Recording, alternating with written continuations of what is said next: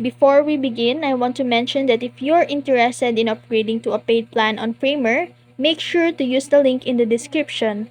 You can also enter the promo code Partner25 Pro yearly to get 25% off and enjoy 3 months for free.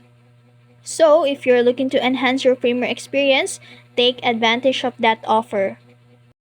Now, to publish in Framer, assumingly you already have a project finished and ready to publish, click the Publish button on the upper right corner. And that's it. Your project has been published. And that's how you publish a project in Framer. If you found this video helpful, don't forget to like, share, and subscribe to the YouTube channel.